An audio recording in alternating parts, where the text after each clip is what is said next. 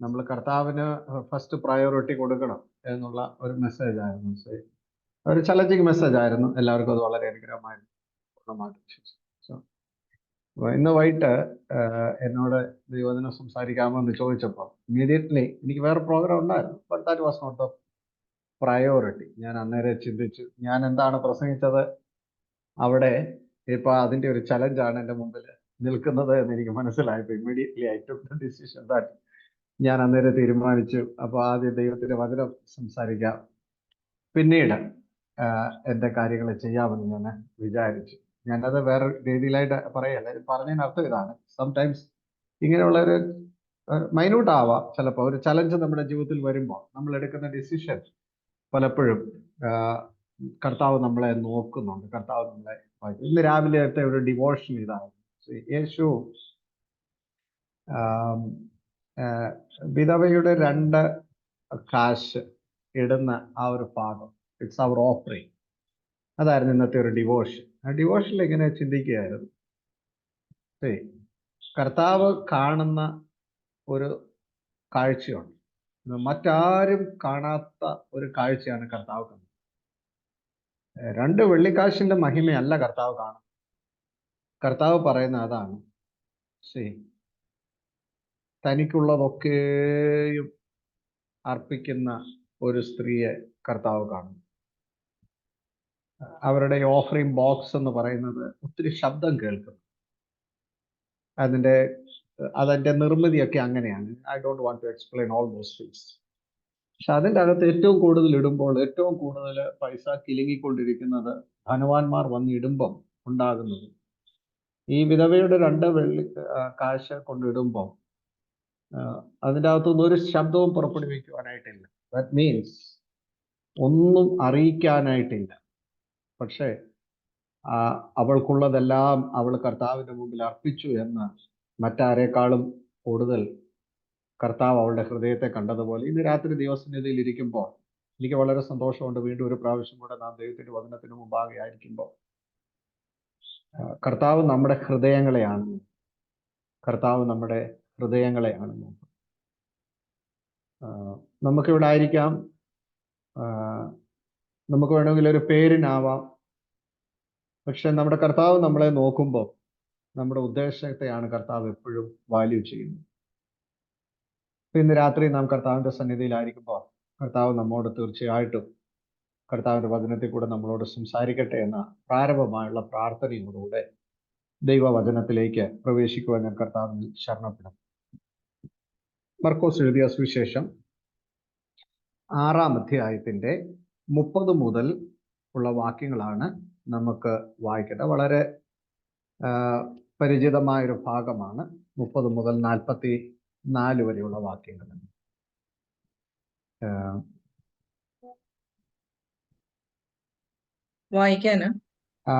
വായിക്കുമായിരുന്നെങ്കിൽ ആദ്യത്തെ 1-2 വാക്യങ്ങളൊന്ന് വായിച്ചു കഴിഞ്ഞാൽ ബാക്കി നമുക്ക് നേടും.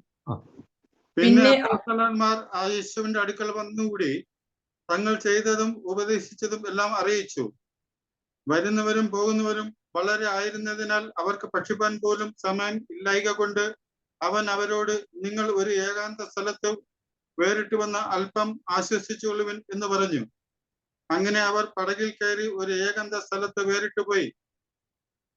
അങ്ങനെ അവർ ഒരു ഏകാന്ത സ്ഥലത്ത് വേറിട്ട് പോയി. ഞാൻ പറഞ്ഞു 30 മുതലുള്ള വാക്യങ്ങൾ മുഴുവൻ നമുക്ക് ഇന്ന് രാത്രിയിലെ ചിന്തയ്ക്ക് വേണ്ടി നമുക്ക് ചിന്തിക്കേണ്ട ഭാഗമാണ്. ശാന്തമായി, സാധാരണത്തെ പോലെ എനിക്ക് ഇന്ന് രാത്രിയിൽ ഒരു ഉണർവ് പ്രസംഗം പറ്റത്തില്ല.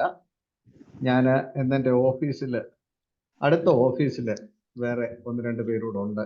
ഞാൻ വളരെ ശാന്തമായിട്ട് ഇന്ന് രാത്രിയിൽ സംസാരിപ്പാൻ ഞാൻ കർത്താവിൽ ആഗ്രഹിക്കുന്നു. നിങ്ങളെല്ലാവരും എൻ്റെ കൂട്ടത്തിൽ ഉണ്ടാകണം. ഞാൻ വളരെ ശാന്തമായി പോകുമ്പോൾ നിങ്ങളാരും ഉറങ്ങിപ്പോകരുത്. ക്ഷീണങ്ങളും പ്രയാസങ്ങളൊക്കെ ഉണ്ട്. പകലന്തിയോളമുള്ള നമ്മുടെ അധ്വാനത്തിന് ശേഷം നമ്മൾ ഇരിക്കുന്ന സമയമാണ്. I value that. ഞാൻ അത് മനസ്സിലാക്കി. ഈ ഭാഗം നമുക്ക് എല്ലാവർക്കും വളരെ പരിചിതമായ ഒരു ഭാഗമാണ്. ഞാൻ എപ്പോഴും പറയുന്നത് പോലെ ആദ്യമായിട്ടാണ് ഈ ഭാഗത്തു നിന്ന് കേൾക്കുന്നതെന്നുള്ള അവകാശവാദവും എനിക്കില്ല. ദൈവമക്കള് ധാരാളം പ്രാവശ്യം ഈ ഭാഗത്തു നിന്ന് പല ദൈവദാസന്മാരിൽ നിന്ന് നാളിതുവരെയും കേട്ടിട്ടുണ്ട് എന്നെനിക്ക് പൂർണ്ണമായൊരു ബോധ്യമുണ്ട്. രണ്ടാമത്തെ കാര്യം, ഒരുപക്ഷെ നമ്മൾ തന്നെ ഈ ഭാഗത്തു നിന്ന് ദൈവവചനം സംസാരിച്ചിട്ടും ഉണ്ടാവാം. അങ്ങനെയെങ്കിൽ ഇന്ന് രാത്രിയിൽ കർത്താവ് തന്റെ വചനത്തിൽ കൂടെ നമ്മുടെ ഹൃദയത്തോട് സംസാരിപ്പാൻ, സ്പഷ്ടമായി ദൈവം ഇടപെടുവാൻ കർത്താവ് നമ്മെ സഹായിക്കട്ടെ. ദൈവവചന പഠനം നമ്മുടെ ജീവിതത്തിൽ വളരെ അനുഗ്രഹമായിരിക്കാൻ കർത്താവ് നമ്മെ സഹായിക്കട്ടെ. കൺഫ്യൂഷൻ ആകരുത്. ഞാൻ മർക്കോസിന്റെ സുവിശേഷത്തിൽ നിന്നാണ് ഒത്തിരി സംസാരിച്ചിട്ടുള്ളത്. അതുകൊണ്ട് മോർ ഓർ ലെസ് സിമിലർ ആയിട്ട് പല ഭാഗങ്ങൾ തോന്നിയാലും അത് വേറെയാണ് എന്ന് വ്യക്തമായിരുന്ന് കേൾക്കുമ്പോൾ നമുക്കത് മനസ്സിലാക്കാനായിട്ട് കഴിയും. അതുകൊണ്ട് എളുപ്പം കൺഫ്യൂഷൻ ആകരുത് എന്ന് ഞാൻ ദൈവനാമത്തിൽ ആദ്യമായിട്ട് ഓർപ്പിക്കുന്നു. നമ്മൾ വായിച്ചത് മർക്കോസിന്റെ സുവിശേഷം ഈ 6-ാം അധ്യായത്തിൽ. എനിക്ക് ഒത്തിരി ഇഷ്ടമാണ് മർക്കോസിന്റെ സുവിശേഷം. 2-3 കാര്യങ്ങൾ ദൈവമൊക്കെ അറിയാം. മർക്കോസിന്റെ സുവിശേഷത്തെ കുറിച്ച് ഇതിനു മുമ്പ് ഞാൻ നിങ്ങളോട് പറഞ്ഞത് ഓർമ്മയുണ്ടോ എന്ന് എനിക്ക് അറിയത്തില്ല, എങ്കിലും ഞാൻ ഒരു പ്രാവശ്യം കൂടെ പറയാം. മർക്കോസ് കർത്താവായ യേശുക്രിസ്തു, 4 സുവിശേഷകന്മാർ 4 ലെൻസിൽ കൂടെ കർത്താവായ യേശുക്രിസ്തുവിന്റെ ജീവിതത്തെ കണ്ടിട്ട് 4 വ്യത്യസ്ത തലങ്ങൾ നമുക്ക് വേണ്ടി പറഞ്ഞു തരുന്ന ഭാഗത്തിൽ മർക്കോസ് കർത്താവായ യേശുക്രിസ്തുവിനെ ഒരു ദാസനായിട്ട് ചിത്രീകരിക്കുന്നു. അപ്പൊ നമ്മൾ എപ്പോഴും മനസ്സിലാക്കേണ്ട ഒരു കാര്യമുണ്ട്. ദ സഫറിങ് സെർവന്റ്, കഷ്ടത അനുഭവിക്കുന്ന ഒരു ദാസനായിട്ട് യേശുവിനെ മർക്കോസ് നമ്മുടെ മുമ്പിൽ പരിചയപ്പെടുത്തുന്നു. ഇത് നമുക്ക് മനസ്സിലാക്കണമെങ്കിൽ യെശയ്യാ പ്രവാചകന്റെ പുസ്തകം 42-ാം അധ്യായം മുതൽ നമ്മൾ വായിക്കുമ്പോൾ 42, 43, 44 അധ്യായങ്ങളിലേക്കൊക്കെ നമ്മൾ വരുമ്പോൾ അവിടെ പോകണ്ട, വായിക്കണ്ട, ഞാൻ പറഞ്ഞങ്ങ് വിടാം. അവിടെ നമുക്ക് കാണാൻ കഴിയുന്ന ഒരു സഫറിങ് സെർവന്റ് ഉണ്ട്, അല്ലെ? പ്രത്യേകിച്ച് 53-ാം അധ്യായത്തിലേക്ക് വരുമ്പോൾ നമുക്ക് കാണാൻ കഴിയും, എന്റെ ദാസൻ കൃതാർത്ഥനാകും, അവൻ ഉയർന്നും പൊങ്ങിയുമുള്ള അത്യന്തം ഉയർന്ന സിംഹാസനത്തിൽ ഇരിക്കും, അവനെ കണ്ടാൽ ആളല്ല എന്ന് തോന്നുമാറ് അവന്റെ രൂപം വിരൂപമാകൊണ്ട്.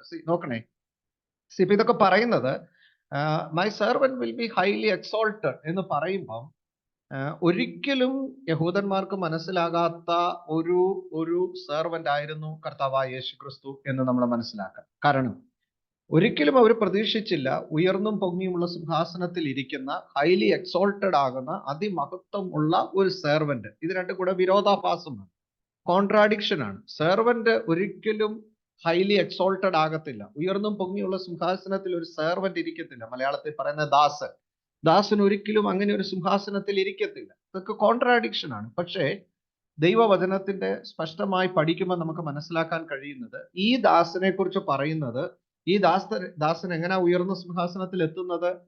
തുപ്പേറ്റവനായി, അടിയേറ്റവനായി, മുഖത്തെ രോമം പിടിച്ച് പറിക്കപ്പെട്ടവനായി, കണ്ടാൽ ആളല്ല എന്ന് തോന്നത്തക്ക രൂപത്തിലാണ്. It's A suffering servant.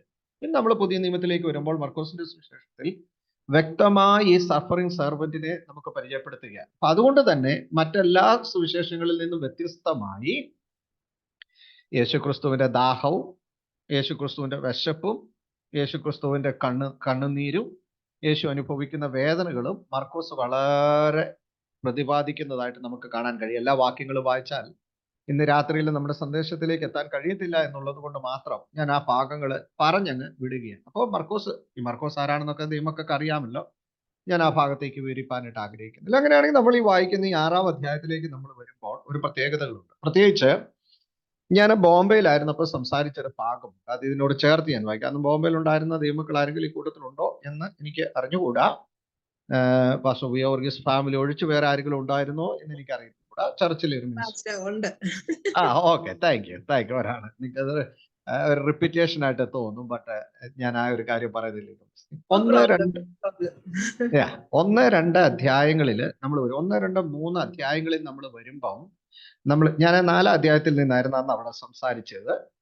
ഒരു പ്രാവശ്യം ദൈവം അനുഭവിച്ചാൽ ആ ഭാഗം വീണ്ടും ഇവിടെയുള്ള പ്ലാറ്റ്ഫോമിൽ സംസാരിപ്പാൻ കർത്താവ് കൃപ ചെയ്യുമെന്ന് ഞാൻ പൂർണ്ണമായിട്ട് വിശ്വസിക്കുന്നു. 4-ാം അധ്യായം 35 മുതൽ 5-ാം അധ്യായം മുഴുവനും ഒരു 4 സംഭവ വികാസങ്ങൾ നമ്മൾ കാണുന്നുണ്ട് ഇതിന്റെ പുറകിൽ. അതിന്റെ ഇന്നത്തെ ചിന്താ വിഷയമല്ല, എങ്കിലും ഞാൻ പറയാൻ വന്നതിനാന്ന് ചോദിച്ചാൽ, ആദ്യമായി ശിഷ്യന്മാർ ഒരു വലിയ പ്രതിസന്ധിയെ നേരിടുന്ന ഭാഗമാണ്. അത് ശ്രദ്ധിച്ച് കേൾക്കുക മക്കളെ. അപ്പൊ ഞാൻ ഇതെന്താ പറയുന്നത് ചോദിച്ചാൽ, ഇതൊരു ലിങ്കാണ്, ഇതൊരു പാലമാണ്, ഓരോരുത്തരും അടുത്തൊരു ലിങ്കിലേക്ക് ബന്ധപ്പെടുന്നതാണ്. അപ്പൊ ദൈവത്തിന്റെ വചനം നമ്മൾ ഇങ്ങനെ ഒന്നിനോടൊന്ന് ചേർത്ത് കോർത്തിണക്കിയാ പഠിക്കുന്നതെങ്കിൽ we will be really enjoyed. നമുക്ക് മനസ്സിലാക്കാൻ കഴിയും ഇതിന്റെ ആ ജനറ എന്ന് പറയും, ആ എഴുതിയിരിക്കുന്ന ഒരു സ്റ്റൈലുണ്ട്. അപ്പൊ അതനുസരിച്ച് ഇവിടെ നോക്കിയ 4-ാം അധ്യായത്തിലേക്ക് വരുമ്പോൾ ശിഷ്യന്മാർ ആദ്യമായിട്ട് അനുഭവിക്കുന്ന ഒരു വലിയ പ്രശ്നമാണ് നമുക്ക് അവിടെ കാണാനായിട്ട് കഴിയുന്നത്. അതെന്താണെന്ന് ചോദിച്ചാല്, 4-ാം അധ്യായത്തിൽ അവര് ഒരു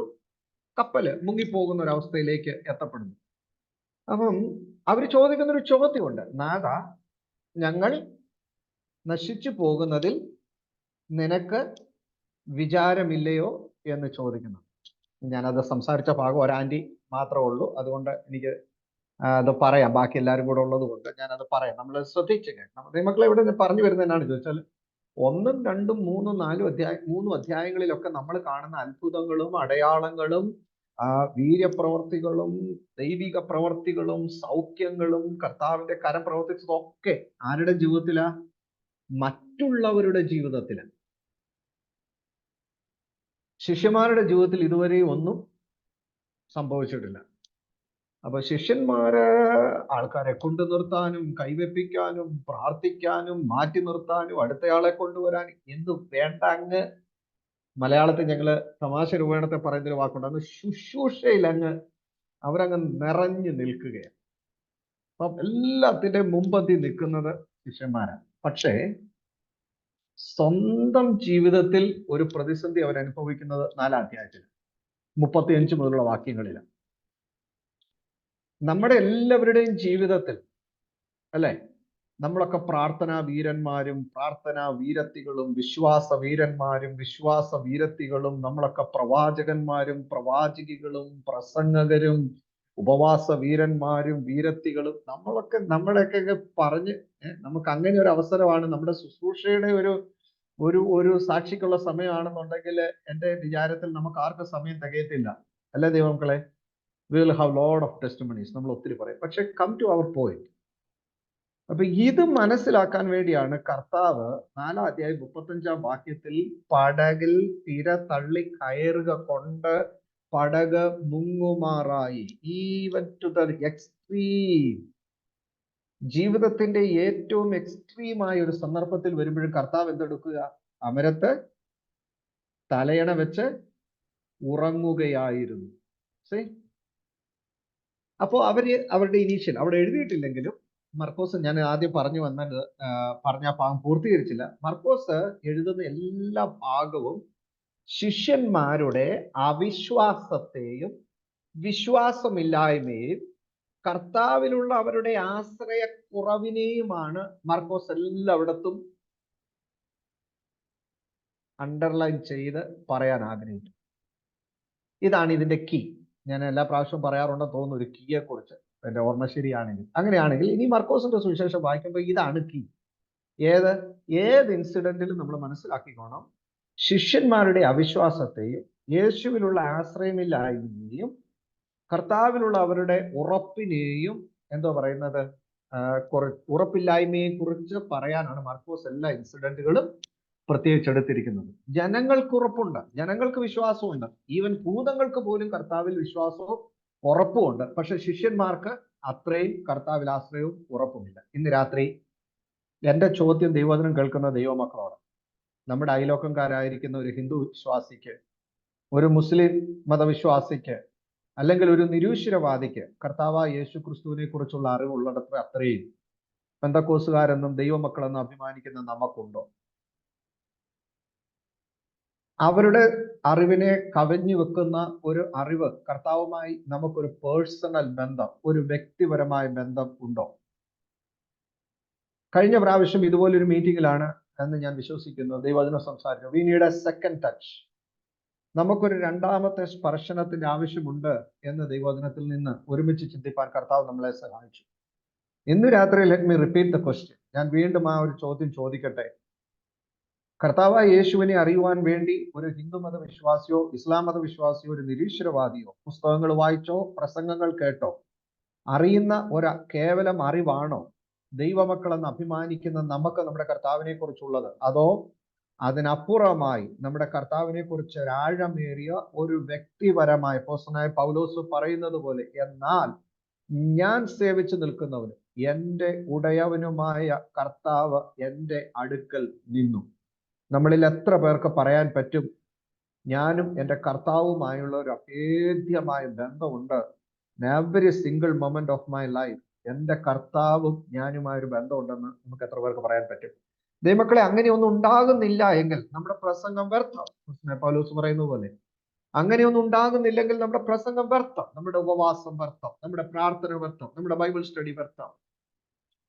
സോ എവറി മീറ്റിംഗ്, എവറി ശുശ്രൂഷ, എല്ലാ പ്രസംഗങ്ങളും നമ്മുടെ ജീവിതത്തിൽ നമ്മുടെ കർത്താവിനോട് കൂടുതൽ നമ്മളെ അടുപ്പിക്കാൻ. അപ്പൊ ഇന്ന് രാത്രി ശിഷ്യന്മാരുടെ ജീവിതത്തിൽ നിന്നുള്ള ഈ ഒരു സന്ദർഭം ചെയ്തു. അപ്പൊ ഞാൻ ഒന്നാമത് പറഞ്ഞല്ലോ, അവരുടെ ജീവിതത്തിൽ സംഭവിച്ചപ്പോൾ അവർ ഭീരുക്കളായി പോയി, അവർ അവിശ്വാസികളായി പോയി, അവർ ധൈര്യമില്ലാത്തവരായി പോയി, അവരുടെ കഴിവുകൾ മുഴുവൻ അവരെടുത്ത് പ്രയോഗിച്ചിട്ടും പരാജയപ്പെട്ടു പോയപ്പോൾ അവസാനമായി കർത്താവിനോട് ചോദിക്കുന്ന ഒരു ചോദ്യമുണ്ട്: കർത്താവേ, ഞങ്ങൾ നശിച്ചു പോകുന്നതിൽ നിനക്ക് വിചാരമില്ല. Test number 1, test number 2.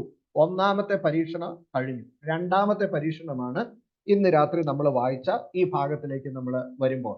അപ്പോൾ നമ്മൾ ഇങ്ങനെയാണ് വായിച്ചത്: പിന്നെ അപ്പോസ്തലന്മാർ യേശുവിന്റെ അടുക്കൽ വന്നുകൂടി, തങ്ങൾ ചെയ്തതും ഉപദേശിച്ചതും എല്ലാം അറിയിച്ചു. ഇത് മനസ്സിലാക്കണമെങ്കിൽ 6-ാം അധ്യായത്തിന്റെ 7-ാം വാക്യം വായിക്കുമ്പോൾ, അനന്തരം അവൻ പന്തിരുവരെ അടുക്കൽ വിളിച്ചു, അവരെ ഈ രണ്ടായി അയച്ചു തുടങ്ങി, അവർക്ക് അശുദ്ധാത്മാക്കളുടെ മേൽ അധികാരം കൊടുത്തു. അപ്പൊ നമ്മൾ വായിക്കുന്നത്, കർത്താവ് ശുശ്രൂഷയ്ക്ക് അവർക്ക് അധികാരം കൊടുത്ത് അവരെ പറഞ്ഞയക്കുകയാണ്. ഇനി 14-ാം വാക്യം, ഇങ്ങനെ അവന്റെ പേർ പ്രസിദ്ധമായി വരികയാൽ ഹേരോദാവ് രാജാവ് കേട്ടു. ഞാൻ ആ ഭാഗത്തേക്ക് വിരിക്കാൻ ആഗ്രഹിക്കുന്നില്ല, അത് വീണ്ടും എന്റെ വേറൊരു സന്ദേശമായതുകൊണ്ട് ഞാൻ ആ ഭാഗത്തേക്ക് ഇന്ന് രാത്രി പോകാനായിട്ട് ആഗ്രഹിക്കുന്നില്ല. അവസാനം യോഹന്നാന്റെ തല ശിരച്ഛേദം ചെയ്യുന്ന ഭാഗമാണ് നമ്മൾ വായിക്കുന്നത്.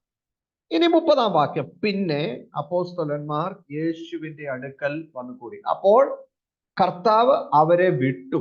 എവിടെ? ടെസ്റ്റ് 1 പരാജയപ്പെട്ടു പോയ ശിഷ്യന്മാർ. ശ്രദ്ധിച്ച് കേൾക്കണേ മക്കളെ, 1-ാം പരീക്ഷയിൽ തോറ്റുപോയ ശിഷ്യന്മാരെ കർത്താവ് തള്ളിക്കളയുന്നില്ല. കർത്താവ് തോറ്റുപോയി എന്നതുകൊണ്ട് കർത്താവ് അവരെ ഒരിക്കലും ഉപേക്ഷിക്കുന്നില്ല. ഇന്ന് രാത്രി നമ്മൾ മനസ്സിലാക്കേണ്ടത്, നമ്മുടെ കർത്താവ് എപ്പോഴും ഒരു 2-ാം ചാൻസ് നമുക്ക് തരാൻ നമ്മോട് കരുണയുള്ള കർത്താവാണ്. സ്തോത്രം. ശിഷ്യന്മാർ കർത്താവിനെ ഇട്ടിട്ട് പോയിടത്തൊന്നും കർത്താവ് അനുസരണം കെട്ടവന്മാര് പോയി, ഇനി ഇവന്മാരുടെ ഒന്നും പുറകെ പോകത്തില്ലെന്ന് പറഞ്ഞ് കർത്താവ് പോയില്ല. കർത്താവ് വീണ്ടും അവരെ ചെന്ന് വിളിച്ച് യഥാസ്ഥാനത്തേക്ക് കൊണ്ടുവരുന്ന ഒരു കർത്താവാണ്. ഇന്ന് രാത്രി ദൈവമക്കളെ, 2024-ന്റെ ഞാൻ നിങ്ങളോട് ഒരുമിച്ച് ദൈവവചനം സംസാരിക്കുമ്പോൾ ഒരു പ്രാരംഭ മെസ്സേജായി ഇന്ന് രാത്രി കാണുമ്പോൾ, ആമേൻ, കർത്താവ് നമുക്ക് തരുന്ന വീണ്ടും ഒരു ആലോചന ഇതാണ്: ഒരു യഥാസ്ഥാനത്തിന്റെ ആമേൻ ഒരു സമയം കർത്താവ് നമുക്ക് വീണ്ടും തരാൻ ആഗ്രഹിക്കുന്നുണ്ട്. നമ്മുടെ വഴികളിൽ നമ്മുടെ കർത്താവുമായിട്ടുള്ള ബന്ധത്തിന്, ആമേൻ സ്തോത്രം, വേണ്ടുന്ന രീതിയിലുള്ള ഒരു ബന്ധം പുലർത്തുവാൻ നമുക്ക് കഴിയുന്നില്ലെങ്കിൽ കർത്താവ് വീണ്ടും നമ്മളെ തേടി നമ്മുടെ വഴിയിൽ വരികയാ. നമ്മൾ ഉപേക്ഷിക്കുന്ന ഒരു കർത്താവല്ല. ഞാനത് ആ ഭാഗം പറഞ്ഞ് അവിടെ അങ്ങോട്ട് വിടട്ടെ. പിന്നെ ശിഷ്യന്മാർ കർത്താവിന്റെ അടുക്കൽ വന്നുകൂടി, തങ്ങൾ ചെയ്തതും ഉപദേശിച്ചതും എല്ലാം അറിയിച്ചു.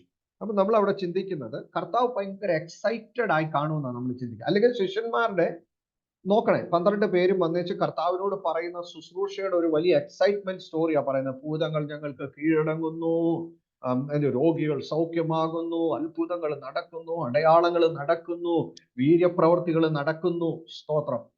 പെന്തക്കോസ്തുകാരുടെ ഇടയിൽ ഇന്നത്തെ ഏറ്റവും വലിയൊരു ട്രെൻഡാണ് ഈ അത്ഭുതങ്ങളും അടയാളങ്ങളും വീര്യപ്രവർത്തികളും എന്നൊക്കെ പറഞ്ഞൊരു വലിയ വലിയ പ്രശ്നങ്ങൾ, വലിയ വലിയ കാര്യങ്ങൾ. ഓക്കെ, നല്ലതാ, ദൈവരാജ്യത്തിന്റെ മഹത്വത്തിന് വേണ്ടി അതെല്ലാം വേണം. നമ്മുടെ കർത്താവ് സൗഖ്യമാക്കുന്നവനാണ്, നമ്മുടെ കർത്താവ് അത്ഭുതങ്ങളെ പ്രവർത്തിക്കുന്നവനാണ്. നമ്മളൊരു കാര്യം മനസ്സിലാക്കുക, പക്ഷെ കർത്താവ് എക്സൈറ്റഡ് ആയത് ഇതിലൊന്നുമല്ല. കർത്താവ് എക്സൈറ്റഡ് ആയത് ഇതിലൊന്നുമല്ല. നമ്മൾ അവിടെ മനസ്സിലാക്കണം. വേറെ ഭാഗത്ത് നമ്മൾ വായിക്കുക, കർത്താവരോട് പറയുന്നത്, എങ്കിലും ഭൂതങ്ങൾ നിങ്ങൾക്ക് കീഴടങ്ങുന്നതിലല്ല, നിങ്ങളുടെ പേർ സ്വർഗത്തിൽ എഴുതിയിരിക്കുന്നതിൽ അത്രേ സന്തോഷിപ്പീൻ. ആമേൻ, സ്തോത്രം. ഈ മിറക്കിളും ഈ കൃപാവരങ്ങളും ഇതെല്ലാം നിന്നു പോകും, പക്ഷെ നിത്യതയാണ് പ്രധാനമെന്ന് കർത്താവ് അസന്നിഗ്ധമായി നമ്മോട് പറയുകയായിരുന്നു. ആമേൻ, സ്തോത്രം. അപ്പൊ നമ്മളിവിടെ വായിക്കുന്ന കർത്താവ് എക്സൈറ്റഡ് ആയില്ല ഇത് കാണുമ്പോൾ. 31-ാം വാക്യത്തിൽ നമ്മൾ വായിക്കുന്നത്, വരുന്നവരും പോകുന്നവരും വളരെ ആയിരുന്നതിനാൽ അവർക്ക് ഭക്ഷിപ്പാൻ പോലും സമയമില്ലായ്ക കൊണ്ട് അവൻ അവരോട്, നിങ്ങൾ ഒരു ഏകാന്ത സ്ഥലത്ത് വേറിട്ട് വന്ന് അല്പം ആശ്വസിച്ചു കൊള്ളുവീൻ എന്ന് പറഞ്ഞു. അപ്പൊ ഞാൻ പറഞ്ഞല്ലോ, കർത്താവിന് അവരെ കുറിച്ച് വളരെ കൺസേൺ, കർത്താവിന് അവരെ കുറിച്ച് വളരെ ഒരു മനസ്സലിവുണ്ട്. അപ്പൊ 1-ാം ഭാഗത്ത് നമ്മൾ കാണുന്നത് ശിഷ്യന്മാരോട് മനസ്സലിവുള്ള കർത്താവ്. എഴുതുന്ന പ്രിയപ്പെട്ടവരുണ്ട് എന്ന് മനസ്സിലാക്കുന്നത് കൊണ്ടാണ് ഞാനിങ്ങനെ വളരെ ശാന്തമായിട്ട് പറഞ്ഞു പോകുന്നത്. അല്പം കൂടെ സ്പീഡിൽ ഇച്ചിരി കഴിയുമ്പോൾ ചിലപ്പോൾ നമ്മൾ തീരുമാനിക്കും സമയത്തിന്റെ പരിമിതിയെ നോക്കിക്കൊണ്ട്. അപ്പൊ ഒന്ന്, ശിഷ്യന്മാരോട് മനസ്സലിവുള്ള ഒരു കർത്താവ്, ശിഷ്യന്മാരുടെ ആവശ്യങ്ങളിൽ മനസ്സലിവുള്ള ഒരു കർത്താവിനെയാണ് നമ്മൾ ഇവിടെ കാണുന്നത്. കർത്താവ് പറയുന്നത്, നിങ്ങൾ, അവർക്ക് ഭക്ഷിപ്പാൻ പോലും സമയമില്ലാത്തതുകൊണ്ട് കർത്താവ് അവരോട് പറയുന്നത്, നിങ്ങൾ ഒരു ഏകാന്ത സ്ഥലത്ത് വേറിട്ട് വന്ന് അല്പം ആശ്വസിച്ചു കൊള്ളുവീൻ എന്ന് കർത്താവിനോട് പറഞ്ഞു. ദൈവമക്കളെ, നമ്മുടെ ദൈനംദിന കാര്യങ്ങളിൽ ശ്രദ്ധാലുവായ ഒരു യേശുവാണ് നമുക്കുള്ള. നമ്മുടെ ദൈനംദിന പ്രശ്നങ്ങളിൽ ശ്രദ്ധാലുവായ ഒരു കർത്താവാണ് നമുക്കുള്ളത്. അത് നമ്മൾ മറക്കരുത്. നമുക്ക് പലപ്പോഴും തോന്നാറുണ്ട് നമ്മുടെ കഷ്ടപ്പാട്, അല്ലെ ഈ അടുക്കളയിൽ കിടന്നുള്ള 24 മണിക്കൂറുള്ള ജോലി, ഇതൊന്നും ആരും കാണുന്നില്ലെന്നൊക്കെ ഒരുപക്ഷെ നമുക്കൊരു വിഷമം, വേവലാതിയൊക്കെ തോന്നാറുണ്ട്. നമ്മുടെ വീട്ടിലുള്ളവർ പോലും ഒരുപക്ഷെ നമ്മളെ മനസ്സിലാക്കുന്നില്ലെന്ന് നമുക്ക് തോന്നാം. അതൊക്കെ സ്വാഭാവികമാണ്. പക്ഷെ നമ്മളൊരു കാര്യം മനസ്സിലാക്കണം, അങ്ങനെ ഒരു മൈന്യൂട്ടായിട്ടുള്ള കാര്യത്തിൽ പോലും നമ്മളെക്കുറിച്ച് വളരെ കൺസേൺ ഉള്ള ഒരു കർത്താവാണ് നമുക്കുള്ളത്. സ്തോത്രം. 2 പ്രിൻസിപ്പിളാണ് കർത്താവ് ഇവിടെ പറഞ്ഞത്. എഴുതുന്നവർക്ക് വേണ്ടി ഞാൻ പറയാം. 2 പ്രിൻസിപ്പിളാണ് കർത്താവ് ഇവിടെ പറഞ്ഞത്. ഒന്ന്, ജോലി ചെയ്യാതെ വിശ്രമം പാടില്ല. 2, വിശ്രമം കൂടാതെ ജോലിയും പാടില്ല. ഇതൊരു വലിയ പ്രിൻസിപ്പിളാണ് നമ്മുടെ കർത്താവിന്റെ പഠിപ്പിക്കലുകളിൽ നിന്ന് നമുക്ക് മനസ്സിലാക്കാൻ കഴിയുന്നു. അപ്പൊ കർത്താവ് അവരെ എക്സൈറ്റഡ് ആയില്ല. കർത്താവിനോട് പറഞ്ഞു, കുഞ്ഞുങ്ങളെ, വിശ്രമം കൂടാതെ ജോലി ചെയ്യാൻ പാടില്ല, ജോലി കൂടാതെ വിശ്രമിക്കാനും പാടില്ല. 2 തരത്തിലുള്ള ആൾക്കാരെയാണ് നമ്മൾ ഈ ലോകത്ത് കാണുന്നത്, അല്ലെ? പ്രത്യേകിച്ച് അമേരിക്കയിലൊക്കെ ചെന്ന് കഴിഞ്ഞാൽ പിന്നെ വിശ്രമമില്ലാതെ ജോലി ചെയ്യുന്ന ഒരു, പ്രത്യേകിച്ച് നമ്മുടെ കേരളത്തിലേക്കൊക്കെ വന്നു കഴിഞ്ഞാൽ നല്ലൊരു ശതമാനം പേരോട് ചോദിച്ചു കഴിഞ്ഞാൽ പ്രത്യേകിച്ച് ജോലിയൊന്നും ഇല്ല, അല്ലേ? പോണം, പോയില്ല, പോവും, അല്ലേ? എപ്പോ ചോദിച്ചാലും എന്തെങ്കിലുമൊക്കെ ഒരു ഉത്തരം അവർക്ക് കാണും. 2 കൂട്ടരുണ്ട്. ഒന്ന്, പ്രത്യേകിച്ച് പരിപാടികളൊന്നും ഇല്ല. വേറൊരു കൂട്ടർക്ക് ഒരൊട്ടു സമയവും വിശ്രമിക്കാനില്ല. ഇത് രണ്ടും തെറ്റാ. ഇനി പാസ്റ്റർമാരുടെ കാര്യം പറഞ്ഞാലും, റെക്കോർഡ് ചെയ്യുന്നുണ്ട്, അല്ലായിരുന്നു ഞാൻ പേരൊക്കെ പറയായിരുന്നു. അതുകൊണ്ട് ഞാൻ റെക്കോർഡ് ഉള്ളത് കൊണ്ട് ഞാൻ പേരെ പറയുന്നു. പാസ്റ്റർമാരുടെ കാര്യം പറഞ്ഞാലും ഇത് വളരെ ആപ്ലിക്കബിളാണ്. ശുശ്രൂഷയാണ്, കർത്താവിന്റെ വേലയാണ് എന്നൊക്കെ പറഞ്ഞ് എത്ര ഓടിയാലും കർത്താവ് പറയുന്നത് വിശ്രമമില്ലാതെയുള്ള ഒരു ഓട്ടവും കർത്താവ് അപ്രീഷിയേറ്റ് ചെയ്യുന്നില്ല. 2, എന്താ പറയുന്നത്, നമ്മൾ എപ്പോഴും ഫ്രീ ആയിട്ടിരിക്കാനും വിശ്രമമായിട്ടിരിക്കാനും കർത്താവ് ആഗ്രഹിക്കുന്നില്ല. We have to work. ഇതിന്റെ ഒരു ഉദാഹരണമല്ലേ കർത്താവ് പറഞ്ഞേ, വയലിലെ താമരയെ നോക്കുവിൻ, പക്ഷികൾ, ആകാശത്തിലെ പക്ഷികളെ നോക്കുവിൻ, അവ നൂൽക്കുന്നില്ല, അവ വിതയ്ക്കുന്നില്ല, അവ കൊയ്യുന്നില്ല, അവ കളപ്പുരയിൽ കൂട്ടി വെക്കുന്നില്ല, but they are working for their livelihood. അവർ അവരുടെ ജീവിത സന്ധാരണത്തിന് വേണ്ടി, അന്നത്തെ ആഹാരത്തിന് വേണ്ടി അവർ വർക്ക് ചെയ്യുന്നുണ്ട്. കൂട്ടി വെക്കുന്നില്ല, അത് ശരിയാ. കൊയ്യുന്നില്ല, അതൊക്കെ ശരിയാണ്. വിതയ്ക്കുന്നില്ല, അതൊക്കെ ശരിയാ. പക്ഷെ they are always on their duty. അവരവരുടെ ജോലിയിലാണ്, അവരുടെ ആഹാരം കണ്ടുപിടിക്കാൻ വേണ്ടി. അപ്പൊ ഇന്ന് രാത്രി ദൈവം നമ്മളോട് സംസാരിക്കും. ഇന്ന് രാത്രി ഈ ദൈവവചനം ശ്രദ്ധിക്കുന്ന ആരെങ്കിലും ഒരുപാട് ഓടുന്നവരുണ്ടെങ്കിൽ, ഒരു സമയം പോലും വിശ്രമിക്കാൻ കിട്ടാതെ കിടന്ന് ഓടുന്നവരുണ്ടെങ്കിൽ, പ്രത്യേകിച്ച് ബോംബെയിലെയൊക്കെ ജീവിതം എന്നൊക്കെ പറഞ്ഞു കഴിഞ്ഞാൽ ലോക്കൽ ട്രെയിൻ പോലാണല്ലോ, അല്ലെ? വരുന്നതും കാണാം, പോകുന്നതും കാണാം. ഇതുപോലെയാണ് എങ്കിൽ ബി കെയർഫുൾ. കർത്താവിന്റെ വചനം അത് അനുശാസിക്കുന്നില്ല, കർത്താവിന്റെ വചനം അത് പഠിപ്പിക്കുന്നില്ല. കർത്താവ് പറയുന്നത് വി നീഡ് സഫീഷ്യന്റ് റെസ്റ്റ്. നമുക്ക് ആവശ്യമാകുന്ന റെസ്റ്റ് വേണമെന്ന് നമുക്ക് കാണാൻ കഴിയും. നമുക്ക് മുമ്പോട്ട് പോകാം. അപ്പോൾ അവർ ഒരു പടകിൽ കയറി ഒരു ഏകാന്ത സ്ഥലത്ത് വേറിട്ടു പോയി. അവർ പോകുന്നത് പലരും കണ്ടറിഞ്ഞു. എല്ലാ പട്ടണങ്ങളിൽ നിന്നും കാൽനടയായി അവിടേക്ക് ഓടി. ഇനിയുള്ള 1-2 വാക്കുകൾ വളരെ ശ്രദ്ധിച്ച് നമ്മൾ കേൾക്കേണ്ടുന്ന വാക്കുകൾ. ദൈവമക്കളെ, ഒന്ന് ഓർത്ത് നോക്കിയേ. കർത്താവ് എവിടെയുണ്ടോ അവിടെ ആൾക്കൂട്ടമുണ്ട്. സ്തോത്രം. കർത്താവ് എവിടെയുണ്ടോ അവിടെ ജനങ്ങളുടെ പ്രവാഹമുണ്ട്. ഇന്ന് രാത്രി നാം മനസ്സിലാക്കണം, നമ്മുടെ കൂട്ടായ്മകൾക്കും നമ്മുടെ പ്രാർത്ഥനകൾക്കും കർത്താവിനെ കൊടുക്കുവാൻ നമുക്ക് കഴിഞ്ഞാൽ, നമ്മുടെ ഓഫീസുകളിലും നമ്മുടെ ജോലി സ്ഥലത്തും കർത്താവിനെ കൊടുക്കുവാൻ നമുക്ക് കഴിഞ്ഞാൽ, കർത്താവിനെ പ്രസന്റ് ചെയ്യാൻ കഴിഞ്ഞാൽ, ഡെഫിനറ്റ് ആയിട്ടും നമ്മുടെ കൂട്ടത്തിൽ നിൽക്കുവാൻ കർത്താവ് ആളുകളെ നമുക്ക് തരും. കാരണം എല്ലാവർക്കും കർത്താവിനെ ആവശ്യമുണ്ട്. എന്നെ വളരെ ചിന്തിപ്പിച്ച, സന്തോഷിപ്പിച്ച ഒരു ഭാഗം ഇതാണ്. അവർ പടകിൽ കയറി, നമ്മൾ നോക്കണം, അക്കരയ്ക്ക് പോകാൻ ഒരു ഷോർട്ട് കട്ട് പോലെയാണല്ലോ വെള്ളത്തിൽ കൂടെ. അവര് പോകുമ്പോൾ ഈ കര മുഴുവനും ഓടി, ഇവിടെ നിന്നുള്ള ആൾക്കാർ ഈ കര മുഴുവനും ഓടി കാൽനടയായി അവർക്ക് മുമ്പേ അവിടെ എത്തി. മത്തായി എത്ര അല്ല മാർക്കോസ് എത്ര ക്ലിയർ ആയിട്ടാ, സ്പെസിഫിക് ആയിട്ടാ എഴുതിയിരിക്കുന്നതെന്നൊന്ന് ചിന്തിച്ച്. നമ്മളിവിടെ വായിക്കുന്നത് ഈ പടയിൽ കയറി പോകുമ്പോൾ കാറ്റടിക്കുന്നില്ല, തിരമാല ഉണ്ടാകുന്നില്ല, പടക് മുങ്ങുമാറാകുന്നതൊന്നും ഉണ്ടാകുന്നില്ല. സ്മൂത്ത് ജേർണിയാണ് അവർക്ക്, വളരെ ഷോർട്ട് കട്ട്, ഒരു സ്മൂത്ത് ജേർണിയാണ് അവർക്കുള്ളത്. ഈ സ്മൂത്ത് ജേർണിയെക്കാളും മുമ്പേ ഈ പടകിൽ അക്കരയ്ക്ക് നടന്നും ഓടിയും ആൾക്കാർ അവർക്ക് മുമ്പേ എത്തി. നോക്കണം, യേശുവിനെ കാണാനുള്ള ആൾക്കാരുടെ വ്യഗ്രത, യേശുവിൽ നിന്ന് കേൾക്കുവാനുള്ള ആൾക്കാരുടെ താല്പര്യം, അവരുടെ ആമേൻ, സ്തോത്രം. അതുകൊണ്ടാണ് കർത്താവ് പറഞ്ഞ അപ്പത്തിനായിട്ടുള്ള വിശപ്പല്ല, ആമേൻ, വെള്ളത്തിനായിട്ടുള്ള ദാഹവുമല്ല, ദൈവത്തിന്റെ വചനം കേൾക്കുന്നതിനായിട്ടുള്ള ആമേൻ വിശപ്പും ദാഹവും. ആമേൻ, ഈ 2024 കർത്താവ് അത് കുറഞ്ഞു പോകാതെ, ഹല്ലേലൂയ, ഇന്ന് രാത്രി ദൈവത്തിന്റെ ആത്മാവിൽ ഞാനത് പ്രവചനമായി പിന്നെയും പറയട്ടെ. ഹല്ലേലൂയ.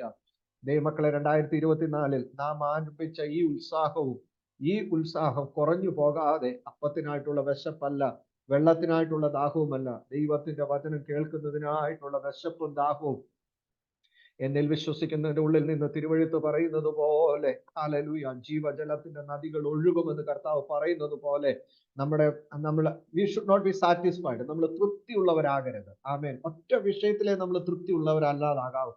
നമുക്ക് തൃപ്തി ഉണ്ടാവരുത്. ഏത്? ദൈവത്തിന്റെ വചനം എത്ര കേട്ടാലും, പ്രസംഗം എത്ര കേട്ടാലും, എത്ര പാട്ട് പാടിയാലും, എത്ര പ്രാർത്ഥിച്ചാലും, എത്ര ദൈവത്തിന്റെ കൂട്ടായ്മ ആചരിച്ചാലും സാറ്റിസ്ഫൈഡ് ആകാത്ത ഒരു അവസ്ഥയിലേക്ക് എത്തുവാൻ 2024 കർത്താവ് പിന്നെയും നമുക്ക് കൃപ ചെയ്യട്ടെ. God will owner that. കർത്താവ് തീർച്ചയായിട്ടും അത് മാനിക്കും. അതാണ് ഈ ഭാഗത്ത് നമുക്ക് കാണാൻ കഴിയുന്നത്. കർത്താവിന്റെ അടുത്ത് ദൈവവചനം കേൾക്കാൻ വേണ്ടി, കർത്താവിന്റെ ഉപദേശം കേൾക്കാൻ വേണ്ടി, കർത്താവിന്റെ വചനം കേൾക്കാൻ വേണ്ടി ഒന്നും ആരെയും കർത്താവ് നിരാശരായിട്ട് വിട്ടിട്ടില്ല. ഉണ്ടോ ദൈവമക്കളെ? കർത്താവ് ആരെയും നിരാശരായിട്ട് വിട്ടിട്ടില്ല. ആമേൻ. എനിക്ക് ഒത്തിരി സന്തോഷമുണ്ട് ഈ ഭാഗം വായിക്കുമ്പോൾ ഒത്തിരി സന്തോഷം. See, it's not really there, എന്നാ പറയുന്നത്, അവരുടെ ആത്മീക കാര്യങ്ങൾ മാത്രമല്ല കർത്താവ് ടേക്ക് കെയർ ചെയ്യും. നമുക്കൊരു നോഷൻ ഉണ്ട്, നമുക്കൊരു ചിന്താഗതി ഉണ്ട്, നമുക്കൊരു സന്ദേഹമുണ്ട്, അല്ലെങ്കിൽ നമ്മൾ ടു സ്പിരിച്വൽ, നമ്മൾ ഒത്തിരി ആത്മീകരായി പോകുന്നത് കൊണ്ട് നമുക്ക് ചിന്തിക്കുന്നത് കർത്താവ് നമ്മുടെ ആത്മീക കാര്യങ്ങൾ മാത്രമാണ് സംതൃപ്തിപ്പെടുത്തുന്നതെന്ന് നമുക്കൊരു ചിന്തയുണ്ട്. അല്ല ദൈവമക്കളെ, നമ്മുടെ ഭൗതിക കാര്യങ്ങളെയും സംതൃപ്തിപ്പെടുത്തുവാൻ കർത്താവ് ചെയ്യും. ആമേൻ, സ്തോത്രം. അത് ഞാൻ ഒരിക്കലും പറഞ്ഞില്ല ഒറ്റ ദിവസം കൊണ്ട് നമ്മളെ മുംബൈയിലെ ഏറ്റവും വലിയ ധനികരാക്കി മാറ്റാമെന്നൊന്നും ഞാൻ പറഞ്ഞില്ല. ഞാൻ പറഞ്ഞത് നമ്മുടെ ആവശ്യങ്ങൾ അറിഞ്ഞ്, പാട്ടുകാരൻ പറഞ്ഞ പോലെ എൻ്റെ ആവശ്യങ്ങൾ അറിഞ്ഞ് ആകാശത്തിൻ കിളിവാതിലുകൾ തുറന്ന് നടത്തുന്ന ഒരു കർത്താവ് നമ്മുടെ കൂട്ടത്തിലുണ്ട്. He will provide. കർത്താവ് തരും അതത് സമയത്ത്, അതതിൻ്റെ ആവശ്യത്തിൽ. കഴിഞ്ഞ പ്രാവശ്യം ഞാൻ പറഞ്ഞ പോലെ, ഇപ്പോൾ എൻ്റെ മുമ്പിൽ ഇരുളാണെങ്കിലും, ഇപ്പോൾ എൻ്റെ മുമ്പിൽ ശൂന്യതയാണെങ്കിലും, ഇപ്പോൾ എൻ്റെ മുമ്പിൽ ഒന്നും എനിക്ക് കാണാൻ കഴിയുന്നില്ലെങ്കിലും, എനിക്കൊരു ഉറപ്പുണ്ട്, ശൂന്യതയുടെ പുറകിലും ഇരുളിന്റെ മറവിലും നിശബ്ദതയുടെ പിറകിലും എനിക്ക് വേണ്ടി പ്രവർത്തിക്കുന്ന ഒരു കർത്താവുണ്ട്. ഞാൻ കണ്ണടച്ച് കിടന്നുറങ്ങിയാലും എനിക്ക് വേണ്ടി കണ്ണടച്ച് കിടന്നുറങ്ങാത്തൊരു കർത്താവുണ്ട്. അപ്പോഴും എനിക്ക് വേണ്ടി പ്രവർത്തിച്ചു കൊണ്ടിരിക്കുന്ന ഒരു കർത്താവുണ്ട്. അപ്പോഴും എനിക്ക് വേണ്ടി പേപ്പറുകൾ നീക്കുന്ന ഒരു കർത്താവുണ്ട്. അപ്പോഴും എനിക്ക് വേണ്ടി ആമേൻ വർക്ക് ചെയ്തുകൊണ്ടിരിക്കുന്ന ഒരു കർത്താവുണ്ട്. ആമേൻ, ഹല്ലേലൂയ. അത് അതിന്റെ പൂർത്തീകരണത്തിൽ എത്തുന്നിടം വരെയും നാം കാത്തിരുന്നേ മതിയാകൂ. അത് വെളിപ്പെട്ട് വരും. അത് നമുക്ക് വേണ്ടി കർത്താവ് ഒരു ദിവസം കൊണ്ടുവരും. ആമേൻ. ആ ഒരു ഉറപ്പ്, ആ ഒരു ധൈര്യം, ആ ഒരു പ്രത്യാശ ദൈവമക്കളുടെ ഉള്ളിൽ എപ്പോഴും ഉണ്ടാകണം. കർത്താവ് അവരുടെ ആത്മീക വിഷയം മാത്രമല്ല. അങ്ങനെയായിരുന്നെങ്കിൽ നമ്മൾ ഒറ്റയടിക്ക് നമ്മൾ അതിന്റെ ഏറ്റവും മേളത്തെ ഭാഗം ചിന്തിക്കുമ്പോൾ കർത്താവ് പറഞ്ഞു, ആഹാ, ഓ ദാറ്റ്സ് ഗ്രേറ്റ്, ശുശ്രൂഷ അനുഗ്രഹമായിരുന്നല്ലോ, ഭൂതങ്ങൾ കീഴടങ്ങിയല്ലോ, അത്ഭുതങ്ങൾ നടന്നല്ലോ, രോഗശാന്തി നടന്നല്ലോ, സുവിശേഷം നിങ്ങൾ പ്രസംഗിച്ചോ, എത്ര പേരോട് ദൈവരാജ്യത്തെ കുറിച്ച് പ്രസംഗിച്ചു എന്ന് കർത്താവ് ചോദിച്ചേനെ. കർത്താവ് സാറ്റിസ്ഫൈഡ് ആണ്. But at the same time കർത്താവ് അവരോട് പറയുന്ന ഒരു കാര്യമുണ്ട്, നിങ്ങൾ ഏകാന്ത സ്ഥലത്ത് വേറിട്ട് വന്നിരുന്ന് ആശ്വസിച്ചു കൊള്ളുവീൻ. അത് അവരെ കുറിച്ചുള്ള ഭൗതികമായ കർത്താവിന് കരുതൽ. ഇനി നമ്മൾ താഴോട്ട് വരുമ്പോൾ ജനങ്ങളെ കുറിച്ച് കരുതലുള്ള കർത്താവ്, ജനങ്ങളെ കുറിച്ച് മനസ്സലിവുള്ള കർത്താവ്. അതിന് മുമ്പ് അടുത്ത വാക്യത്തിൽ നമ്മൾ എങ്ങനെയാണ് വായിക്കുന്നത്? ഓടി, കാൽനടയായി ഓടി അവർക്ക് മുമ്പേ എത്തി. അവൻ പടകിൽ നിന്ന് ഇറങ്ങിയാറെ വലിയ പുരുഷാരത്തെ കണ്ടു. അപ്പൊ എന്തെല്ലാം വാക്കുകളാ നമ്മൾ കാണുന്നത്? 31 വാക്യത്തിൽ വരുന്നവരും പോകുന്നവരും വളരെ ആയിരുന്നു. 33 വാക്യത്തിന്റെ അവസാന ഭാഗത്ത് ഓടി അവർക്ക് മുമ്പേ എത്തി വലിയ പുരുഷാരത്തെ കണ്ടു.